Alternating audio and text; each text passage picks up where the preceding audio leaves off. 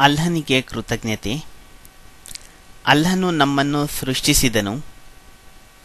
ಅವನೇ ನಮ್ಮ ಎಲ್ಲ ಅಗತ್ಯಗಳನ್ನು ಪೂರೈಸುತ್ತಾನೆ. ಸರ್ವಸ್ತುತಿ ಸ್ತೋತ್ರಗಳು ಅವನಿಗೆ ಮೀಸಲು.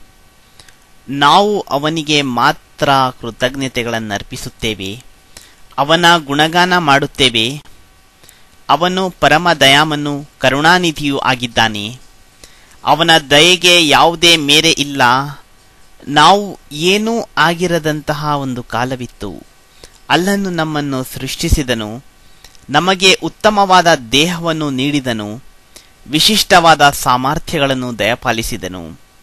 ಆಲೋಚಿಸುವ, ನೋಡುವ, ಮಾತನಾಡುವ ಇತ್ಯಾದಿ ಶಕ್ತಿಗಳನ್ನು ನೀಡಿದನು. ಅವನು ಬಯಸಿದರೆ ನಮಗೆ ಏನನ್ನೂ ಕೊಡದಿರಬಹುದಿತ್ತು.